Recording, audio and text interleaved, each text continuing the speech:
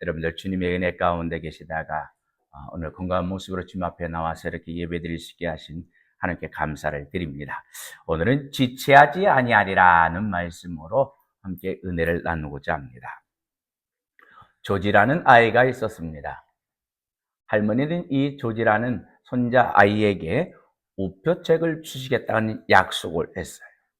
근데 시간이 지나도 할머니가 이 우표책을 주질 않는 거예요. 근데 친구가 이 조지 집에 놀러 왔는데 친구가 그 물건을 이것저것 보며 노는데 조지가 그러는 거예요. 할머니는 나에게 우표책을 주셨어. 할머니가 나에게 우표책을 주셨다고 이야기를 합니다. 그 이야기를 듣고 있었던 엄마가 친구가 간 이후에 물어보는 거예요. 야, 너 할머니가 우표책을 준다고 아직 받지도 않았잖아. 근데 왜 친구에게 우표책을 받았다고 했어? 이 아이가 엄마 말을 듣고 대답을 합니다. 엄마, 할머니가 이미 나한테 우표책 준다고 약속했잖아. 할머니가 나에게 우표책을 준다고 약속했기 때문에 내 손에 아직 주어지지 않았지만은 나는 이미 받은 거와 같다는 겁니다. 그런데 한 달이 지나도 우표책이 오질 않는 거예요. 엄마가 아들에게 말합니다. 야, 할머니가 약속을 잊어버렸는가 보다. 그러니까 이 조지가 하는 말이, 엄마, 할머니가 잊어버릴 리가 없다. 그러면서 나 지금 할머니에게 편지를 쓰겠다는 거예요. 그 편지를 썼어요. 할머니부터 답장이 왔습니다. 사랑하는 조지야, 할머니가 내게 주기로 약속했던 우표책은 잊지 않았단다. 내가 원하는 모양의 우표책을 이곳에서는 살 수가 없어서 뉴욕에 우표를 주문했는데 보내고 온 것이 너무 오래돼서 다시 시카고에 주문을 했단다. 도착하는 대로 속히 보내주마. 너를 사랑하는 할머니가 라고 답장이 왔어요. 이 편지를 받은 조지가 엄마에게 막 승리에 찬 모습으로 얘기하는 거예요. 엄마, 내가 말했잖아. 할머니가 약속한 거 잊지 않는다고. 할머니가 약속을 이미 받은 거라고. 이 조지의 마음속에는 할머니에 대한 그 할머니의 약속에 대해서 전혀 의심하지 않았다는 겁니다. 그래 여러분, 우리가 믿는 하나님은 신실하신 하나님인 줄 믿습니다. 그 하나님은 우리와 약속하신 것을 반드시 이루시는 하나님이시라는 거예요. 그런 의미에서 오늘 저는 본문 말씀 가지고 지체하지 아니하리라는 제목을 가지고 함께 은혜를 나누고자 합니다. 실제로 하나님의 사랑입니다. 오늘 우리 장로님께서 봉독해 주신 이 말씀은 이스라엘 백성들에 대한 해방에 대한 말씀입니다. 오늘 본문에 보니까 나의 공의라는 말씀이 나오죠. 여기서 이 나의 공의가 무엇인가 하면은 70년사를 말하는 거예요. 이스라엘 역사를 보면은 하나님의 은혜로 출애굽을 하여 가나안 땅에 이스라엘 백성들이 정착해서 그들이 쭉 살아오다가 사무엘 선지자 때에 돼서 왕을 구하게 됩니다. 그러면 사무엘 선지자에게 왕을 구하기 이전에는 그들을 누가 통치했냐는 거예요. 사무엘 선지자에게 왕을 구하기 이전에 이스라엘 백성들은 가나안 땅을 정복한 이후에 그들을 통치했던 이는 사사입니다. 하나님께서 사사를 세우시고 그 사사를 통하여 그들을 통치를 하셨어요. 그렇게 사사가 그들을 통치해 왔는데 갑자기 사무엘 선지자에게 왕을 구하는 이유가 뭐냐는 거예요. 그 배경은 이랬습니다. 가나안 땅을 정복한 이스라엘 백성들에게 하나님은 사사를 세워서 하나님의 뜻을 그들에게 전달하면서 그들을 통치를 했어요. 사사기서 8장 23절에 보니까 여호와께서 너희를 다스릴 것이라 하나님께서 그들을 다스리는 신정 통치를 했다는 겁니다. 하나님께서 세우셨던 이 사사들은 군사의 지도와 재판과 함께 영적인 지도자의 역할을 감당했습니다. 하지만 이들에게는 왕에게 주었던 왕과 같은 절대적인 권력은 있지를 않았던 거예요. 가나안 땅에 정착했던 이스라엘 백성들이 하나님을 떠나서 우상을 섬기면 하나님은 이웃 나라를 들어서 그들을 치며 그들을 고통을 당하게 하고, 그 고통이 그들이 너무나도 힘들고 어려우면 하나님께로 돌아와서 하나님께 회개하면 하나님은 그들에게 사사를 보내주었고, 사사는 그 적들을 물리치고 그들에게 구원을 베풀면서 하나님의 은혜 가운데 거하게 합니다. 이것이 사사기의 내용이죠. 재, 심판, 회개, 구원, 은혜. 이것이 계속해서 반복되는 것이 사사기예요. 이 사사기에는 12명의 사사가 등장을 하고 있는데요. 첫 번째 사사가 우시엘이라는 사사죠. 이 우시엘 사사를 통해서 사사 시대가 시작이 되는데, 그 마지막 사사는 삼손입니다. 여러분이 잘 아는 힘이 장사했던 삼손. 이 삼손이 죽은 이후에 그들이 어떤 삶을 살았느냐? 자기들의 소견에 옳은 대로 행하면서 국가적인 혼란의 시기에 빠져들게 됩니다. 이 시대의 이스라엘 백성들의 중심이 됐던 사람들이 제사장이 있는데, 이들 또한 역시 타락한 모습을 보이면서 영적, 도덕적 쇠퇴기에 빠져들게 되었어요. 대표적인 제사장이 누굽니까? 엘리 제사장. 엘리와 그의 아들 홈니와 비느하스 제사장입니다. 이 홈니와 비느하스에 대해서 사무엘상 2장 12절은 그렇게 말하고 있어요. 여호와를 알지 못했다. 하나님의 법을 무시했다. 제사장인데 하나님을 알지 못하고 하나님의 법을 무시했다? 이해가 되질 않죠? 아버지와 함께 제사장의 역할을 감당하던 이 홈니와 비느하스가 하나님께 드리는 제사의 규례를 어기는 것은 밥 먹듯 했고, 성막에서 수종을 드는 여인들과 음행을 저지르는 악행들을 서슴지 않았습니다.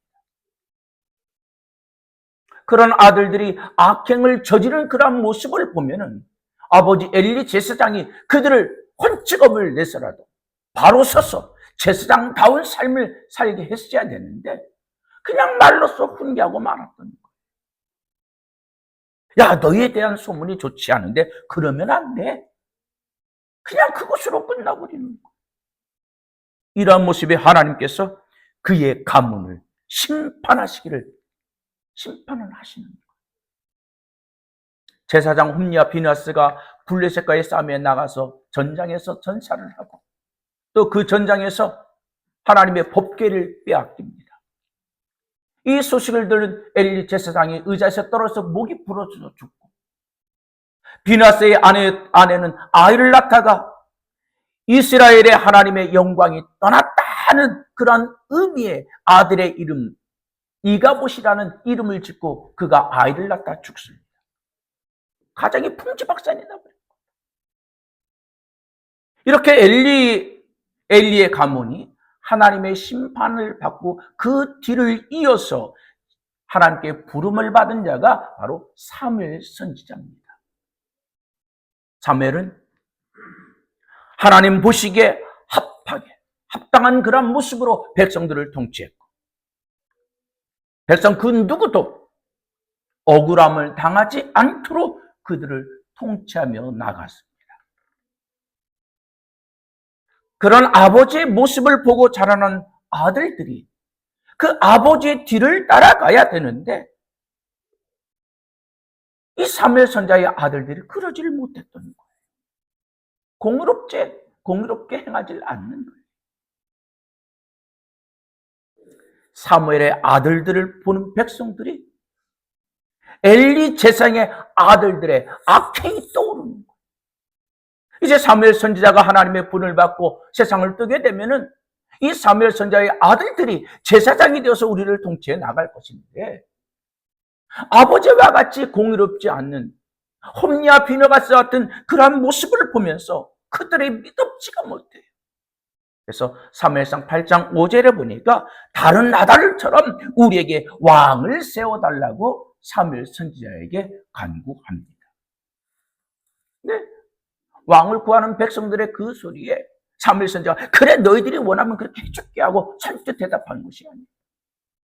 너희들이 왕을 세우게 되면은 너희들이 눈에 보이는 것이 다가 아니다.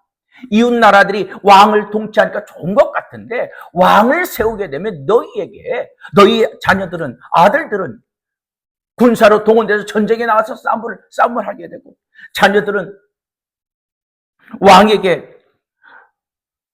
왕에게 끌려가서 왕의 일을 도우며 요리를 하고 빵을 굽는 일에 종사를 하게 되고 그뿐만 아니라 너희 밭과 포도원, 과수원을 왕의 신하들에게 빼앗기게 되고 남종과 여종, 젊은이들은 모두 다 왕에게 시키는 그러한 일을 할 수밖에 없게 된다. 결국 왕을 세우게 되면 너는 왕의 종이 될 수밖에 없다는 것을 그들에게 이야기를 합니다. 이렇게 왕이 세워졌을 때 너희들에게 이러한 일들이 있다는 것을 그들에게 이야기를 함에도 불구하고 백성들은 우리가 그것을 감당하겠으니 왕을 세워달라는 거예요. 마치 예수님을 신문했던 빌라도가 예수님을 풀어주기 위해서 제안했던 사형수 바라바와 예수님 둘 중에 너희들이 원한 자를 풀어주겠다고 했을 때 그들이 사형수 바라바를 놓아주라고 외쳤던 이스라엘 백성들처럼 말입니다. 이처럼 사무엘상 8장 7절에 보면 하나님은 그들이 원하는 왕을 세우는 것이 하나님의 뜻이 아니었습니다. 하지만 그들이 강력히 원하니까 그들에게 왕을 세워줬어요. 이렇게 해서 이스라엘 백성들에게 초대 왕으로 세운 이가 누굽니까? 사울왕이죠. 이스라엘 역사는요, 통일왕국 시대와 분열왕국 시대로 나누는데 통일왕국 시대라는 것은 이스라엘의 12지파를 왕이 모두 다 통치할 시대를 통일왕국 시대라고 합니다. 이 12지파를 모두 다 통치했던 왕은 3명에 불과해요. 사울왕과 다윗왕과 솔로몬. 이 솔로몬 왕이 죽은 이후에 그의 아들 르호보암이 통치를 하게 되는데요. 이 르호보암 때 나라가 분열이 됩니다. 그래서 그때부터 분열 왕국 시대다. 북왕국 이스라엘, 여로보암과 함께 10지파가 나라를 세운 것을 북왕국 이스라엘이라고 하고 르호보암과 함께 나라를 세운 이들을 남유다라고 합니다.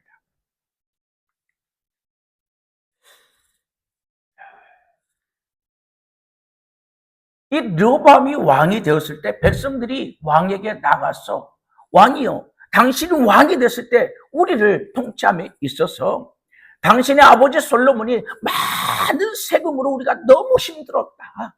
우리에게 세금을 줄여달라고 그에게 요청을 합니다. 그런데 이 르호보암은 오히려 더 무거운 멍에를 지우겠다고 통치 철학을 선언하는 거예요. 그래서 여로보암을 중심으로 10지파가 반기를 들고 세운 나라가 북왕국 이스라엘인 겁니다. 이렇게 나라가 분열이 된 거예요. 표면적으로는 르호보암 왕 때 백성들이 그들의 마음을 읽지 못하고 백성들의 더 강압적으로 통치하겠다는 통치 철학을 외치면서 나라가 둘로 분열이 되었는데 근본적인 이유는 따로 있었습니다. 다윗의 뒤를 이어서 왕이 되었던 3대 왕 솔로몬이 처음에는 하나님의 마음에 합하면서 하나님께서 주신 지혜로 전무후무한 그러한 지혜를 가지고 나라를 다스리며 태평성대를 이루었어요. 그렇게 하나님을 의지하던 하나님만을 섬기던 이 솔로몬이 세월이 흐르면서 하나님을 의지하지 않고 하나님께서 주신 그 지혜를 가지고 나라를 통치하려고 했습니다. 그것이 어떤 거냐면 정략 결혼이에요. 나라를 태평성대하게 이루기 위해서 이웃 나라들의 공주들과 결혼을 하면서 사도를 맺으면서 그 나라의 평화를 유지해 가려고 했습니다. 그의 계획대로 나라는 태평성대였어요. 그런데요, 이 공주들이 솔로몬과 결혼하면서 이스라엘로 왔을 때 그들이 고향에서, 그들의 고국에서 섬기던 우상을 가지고 들어오는 거예요. 이 모습에 대해서 솔로몬이 제재하지 않고 그냥 그것을 수용을 합니다. 시간이 흐르면서 이것이 백성들에게까지 만연하여지면서 우상을 섬기게 됩니다. 이에 대해서 하나님께서 진노하신 것이 열왕기상 11장 11절에 나오는데요. 솔로몬이 죽은 후에 나라가 분열될 것이다 하고 예언을 하시는 거예요. 그러니까 르호보암이 정책을 잘못해서 나라가 분열된 것이 아니라 그의 아버지 솔로몬 때 하나님의 말씀에 불순종한 결과로 나라가 둘로 분열됐던 겁니다. 그런데 하나님은 이 12지파를 통해서 하나님의 뜻을 이루어 가시기를 원하셨어요. 이 뜻을, 하나님의 뜻을 계속해서 말씀하는 것이 이사 선지자라든지 에레미야 선지자라든지 그 외에 여러 선지자들을 통해서 그 하나님의 뜻을 계속해서 말씀해 주셨고, 오늘 본문 말씀도 그 연장의 말씀입니다. 오늘 이 본문 말씀에 나의 공의라는 말씀이 나오죠. 이 공의는 하나님의 공의를 이야기하는 건데 하나님의 공의의 내용이 뭐냐는 거예요. 조금 전에 제가 솔로몬 왕 이후에 나라가 분열돼서 여로보암을 왕으로 해서 10지파가 세운 나라가 북왕국 이스라엘이라고 그랬죠. 이 북왕국 이스라엘은 BC 721년에 아수르의 나라가 멸망을 당합니다. 남유다는 바벨론의 BC 586년에 패망을 하게 됩니다. 그러므로 이스라엘은 세계의 역사 속에서 흔적 없이 사라져 버렸어요. 하나님께서 하나님의 말씀에 불순종하고 우상을 섬기는 그들을 아수르의 바벨론의 포로로 잡혀가면서 그들의 나라를 흔적 없게 하는 것이 하나님의 뜻이 아니라는 거죠. 하나님의 뜻은 이 12를 하나가 되어서 하나님의 뜻을 이루는 것이었다고 했죠. 그래서 하나님은 바벨론을 강하게 하신 거예요. 그래서 아수르를 정복하게 해서 아수르에게 정복됐던 10지파를 바벨론에 정복됐던 2지파와 함께 12지파가 바벨론의 통찰에 모두 다 들어가게 한 거예요. 이렇게 바벨론에서 12지파가 통치함을 당하던 그들을 이제 70년 후에 예루살렘으로 불러들이겠다는 것이 지금 하나님의 공이라는 겁니다.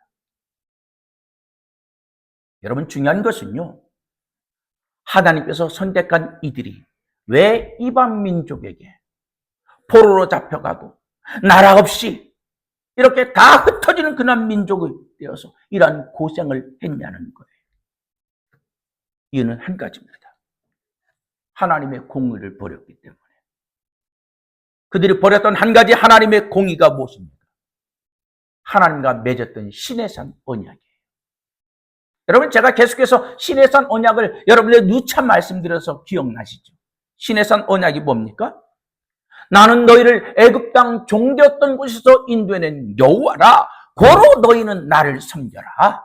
너희가 나를 섬길 때는 내가 너희를 지켜주고 보호하고 태평성대의 은혜를 베풀겠지만, 너희가 나를 떠나서 우상을 섬기면 이웃 나라를 들어서 너를 징계하겠다는 것이 시내산 언약의 핵심입니다. 여러분, 이렇게 하나님의 은혜로 가나안 땅을 정복했던 이스라엘 백성들에게 태평성대를 누릴 때가 언제였습니까? 하나님이 세웠던 사사들이 그들을 통치할 때였고, 왕정시대에 가서는 하나님만을 섬기는 그런 왕들이 그들을 통치할 때였어요. 이렇게 하나님의 공의가 살아 역사하신 때는 그들에게 태평성대를 누렸다는 것입니다. 그래요, 여러분. 하나님의 공의는 세월이 흘러도 시대가 바뀌어도 변함없는 공의인 줄 믿습니다. 이스라엘 백성들이 애굽에서 노예를 생활을 할 때 하나님은 아브라함과 이삭과 야곱에게 약속하셨던 그 약속을 이루시기 위해서 미디안 광야에서 장인 이드로의 양을 치고 있었던 모세를 불꽃 가운데서 부르셔서 내 백성을 이끌어내라고 그에게 사명을 주셨습니다. 여러분, 이스라엘 백성들이 어떻게 애굽 땅에 거하게 된 것입니까? 야곱 때 흉년으로 양식을 찾아 애굽으로 내려갔던 것이 애굽에 거하게 된 배경 아닙니까? 하지만 이것도 표면적인 이유라는 거예요. 야곱의 식솔들이 흉년을 피해서 양식이 풍부한 애굽으로 이주케 하신 것은 하나님께서 아브라함에게 약속하셨던 큰 민족을 이루게 하시겠다는 그 약속을 이루기 위해서, 큰 민족을 이룰 수 있는 좋은 조건이 있는 애굽이란 나라를 인큐베이터로 사용하시기 위해 그들을 애굽으로 내려가게 했다는 거예요. 그러니까 그들이 애굽으로 내려갔던 것은 하나님의 섭리였다는 것입니다. 하나님은 이 일을 위해서 요셉을 형들에게 미움을 사게 하였고, 그 일로 인해서 애굽의 노예로 팔려가게 하셨습니다. 애굽의 보디발의 집에서 종이 되어서 노예 생활을 할 때 그 보디발의 아내의 모함으로 지하 감옥에 갇혔고, 그 감옥에서 왕의 술 맡은 관원장을 만나서 그가 꾼 꿈을 해몽해 주었고, 요셉이 해몽해 준 그대로 그 꿈이 이루어져서 술 맡은 관원장이 복직을 했죠. 그 후에 애굽 왕이 꿈을 꿨는데 아무도 그 꿈을 해몽하지 못하는 거예요.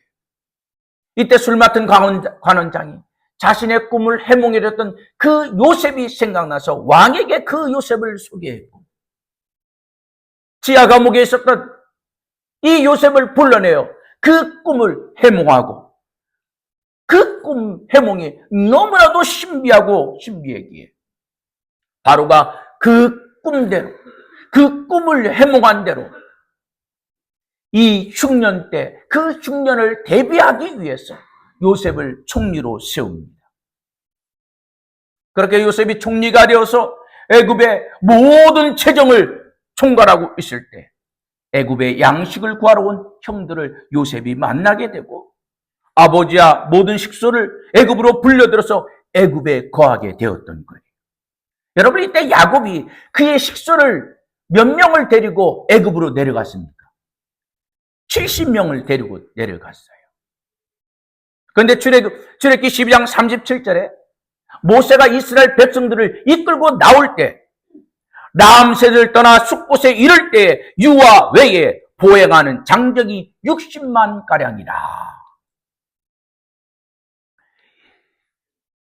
유아 외에 보행하는 장정이 60만이라. 여기서 말하는 이 60만에 대해서 민수기 1장 3절은 그렇게 말합니다. 전쟁에 나가 싸울 수 있는 성인 남자라고. 그러니까 이 60만이라는 것은 전쟁에 나가서 싸울 수 있는 그러한 성인 남자들이니까, 그 외에 전쟁에 나가서 싸울 수 없는 그 20세 미만의 남자아이들과 여자들과 노인들을 포함하면 얼마의 숫자가 되냐는 거예요. 신학자들은 이 숫자에 대해서 200만에서 250만을 이야기합니다. 여러분, 지금은 250만이라는 것이 그렇게 큰 하나의 민족, 하나를 국가를 세운다는 것은 그것 갖고 어떻게 국가를 세우냐 할 수 있는 그런 생각을 우리가 할 수 있을 정도로 250만은 큰 민족이 아니에요. 그러나 이 당시에 250만이라는 것은 하나의 민족을 세울 수 있는 큰 엄청난 숫자였다는 것입니다.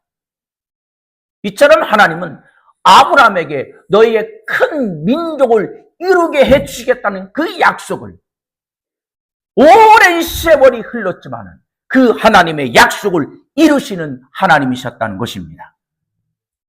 이처럼 반드시 약속을 이루시는 공의의 하나님께서 지금 이사야 선지자에게 찾아와서 약속을 하시는 거예요. 그 약속이 뭡니까? 가깝게 하겠다. 멀지 않게 하겠다. 지체하지 않고 시온에서 구원을 이루게 하겠다. 여러분, 이 말씀이 무슨 뜻입니까? 지난번에 제가 그런 말씀 한번 드렸던 거 여러분 기억나시는지 모르겠어요. 예루살렘을 거룩한 성이라고 하지 않고 시온이라고 할 때는 싸움, 전쟁에서 승리한 것을 의미한다고 그랬죠. 기억나십니까? 기억이 안 나야지 제가 설교를 하는 거예요. 그러니까 지금 가까운 날에, 멀지 않는 날에 지체하지 않고 시온에서 구원을 이루어 주겠다. 이 말씀은 어떤 말입니까? 여기서 구원이라 하니까 우리가 성경을 구원하면은 그냥 우리 영혼 구원으로 생각을 하는데요. 구원이라고 다 똑같은 영혼 구원으로 여러분들이 성경을 읽으면서 동일하게 봐서는 안 되는 거예요. 지금 여기서 말하는 구원은 영혼 구원을 이야기하는 것이 아니라 바벨론의 포로로부터 구원해 주겠다. 회복해 주겠다. 예루살렘으로 돌아오게 해 주겠다. 하나님의 은혜를 깨닫게 해 주겠다는 것입니다. 그래요, 여러분. 이사야 선지자가 말하고 있는 구원의 은혜는 영원 구원을 말하는 것이 아닙니다. 바벨론 포로에서 돌아오게 해 주시겠다는 하나님의 약속, 그 하나님의 은혜를 말씀하고 있는 거예요. 적어도 이때 하나님은 이스라엘밖에 생각하지 않겠다는 겁니다. 이 말씀을 좀 더 쉽게 여러분들에게 표현하면 이런 거예요. 우리 부모님 세대들은 자녀들을 많이 낳았죠. 저희 어머니도 오형제를 낳았어요. 그 당시에 보통 5, 6은 기본이었고 많게는 막 10명도 넘는 그런 가정들이 있었죠. 10명을 둔 부모님이 계셨습니다. 명절 때 9명의 자식들이 집에 와도 한 자식이 아니면 부모님에게는 아무도 안 온 거예요. 그 한 자식이 누굽니까? 장자, 큰아들. 장남이에요. 우리 부모님 세대는 오직 장남뿐이었습니다.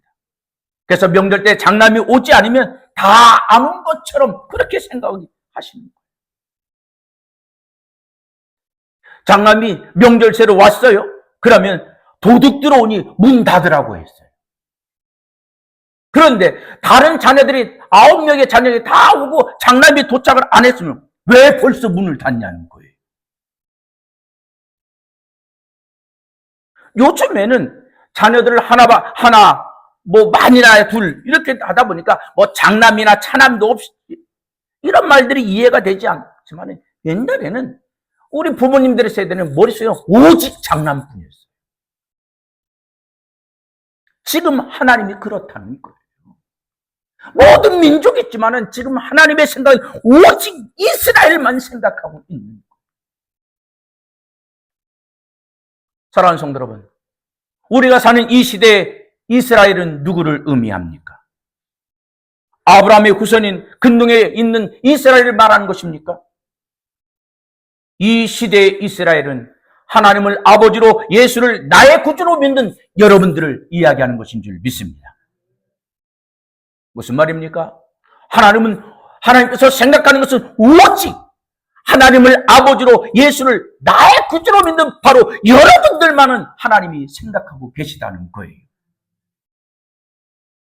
내가 너희를 생각하는데 하나님께서 우리를 생각하시는 것은 우리에게 약속하신 것을 반드시 이루시는 공의의 하나님으로 우리를 생각하고 계시다는 겁니다. 하나님의 약속을 성취함을 통해서 하나님의 사랑을 알게 해주시겠다는 거예요. 그렇다면 여러분, 하나님께서 어떤 약속을 하셨습니까? 부활승천하신 주님께서 만왕의 왕으로 심판의 주로 다시 오실 것을 약속하셨고, 그 주님께서 멀지 않아 지체하지 않고 곧 오실 거라는 거예요. 지금 우리가 사는 이 시대는 그 어느 때보다도 주님께서 만왕의 왕으로 심판의 주로 오실 날이 가까이 왔음을 우리의 피부로 느끼며 살아가고 있는 시대입니다. 이렇게 주님께서 만왕의 왕으로 오셨을 때, 우리가 주님 앞에 서게 될 때, 지난주의 말씀처럼 우리가 주님 앞에 서는 그날에 주님의 자랑이 있는 성도들이 될 수 있기를 주님의 이름으로 축복합니다. 주님의 자랑이 되기 위해서는, 주님 앞에 자랑이 되기 위해서는 우리에게 주어진 시간 속에서, 나에게 주어진 환경 속에서 최선을 다해서 헌신하고 충성하고 봉사하는 성도들이 될 수 있기를 주님의 이름으로 축복합니다. 우리 주님은 우리에게 말씀하십니다. 오른손이 하는 일을 왼손이 모르게 하라고. 주님의 몸된 교회를 위해서 섬기는 것, 무명으로 섬기시고 저는 뒤에서 간절히 축복 기도를 하려고 합니다. 그런데 오늘까지만은 제가 이것을 어겨야 될 것 같아요. 여러분들이 오늘 다 보셨기 때문에. 이번 주 중에 문자가 왔습니다. 목사님, 찬양의 열매 표지를 이렇게 바꿔보려고 합니다 하고, 이 표지 색깔과 이 케이스 색깔을 몇 가지를 해서 올려 보낸 거예요. 그래서 그렇지 않아도 이 찬양의 열매를 좀 바꾸고 싶었지만은, 이 요즘 책을 만드는 것이 그렇게 쉽지가 않아요. 저작권 때문에 잘못했다가는 막 엄청난 폭탄을 우리가 맞게 됩니다. 그래서 요즘 책들을 만들지 않고 그냥 동영상으로 영상으로 띄우게 되는데, 그래도 우리가 이 책자를 쓰는데 표지가 막 떨어지고, 그래서 어떻게 할 수 있는 그런 생각을 못 했는데, 이렇게 표지를 만들어서 하니까 너무 좋은 거예요. 또 오늘 해온 숫자가 좀 부족하니까 또 한 분께서 나머지는 내가 섬기겠다고 이렇게 또 나오시는 거예요. 여러분, 이렇게 이 땅에서 내가 주님을 위해서 헌신하고 섬긴 그런 것들을 이 땅에서 칭찬받으면은 주님 앞에 자랑할 것이 없습니다. 여러분, 이제 내가 섬기고 헌신하는 거 누가 몰라준다고 서운해하지 마시길 바랍니다. 또 누가 섬겼는지 알려고도 하지 마세요. 주님께서 감동 주시면은 오른손이 하는 일을 왼손이 모르게 믿음으로 헌신하고 충성하시기를 바랍니다. 또 누군가가 섬기고 헌신하고 봉사한 그런 모습이 교회에서 보이면은 그것을 그냥 감사하시고, 나도 주님 앞에서 자랑거리가 될 수 있게 해달라고 기도하시길 바랍니다. 그리고 내가 할 수 있는 선에서 내가 할 수 있는 일을 찾아서 섬기고 헌신하는 여러분들이 되어서 주님 앞에 서는 그날에 자랑이 많은 여러분들이 될 수 있기를 주님의 이름으로 축복합니다. 이처럼 우리 하나님은 우리에게 약속하신 것을 반드시 이루시는 하나님이셔요. 주님께서 만왕의 왕으로 심판의 주로 다시금 오신다는 것은, 그 약속은 반드시 이루어지는데, 주님 앞에 서는 그날에 우리가 그냥 설 것이 아니라 주님 앞에 많은 자랑거리를 가지고 설 수 있는 여러분 모두가 될 수 있기를 주님의 이름으로 축복합니다. 주님의 이름으로 축복합니다.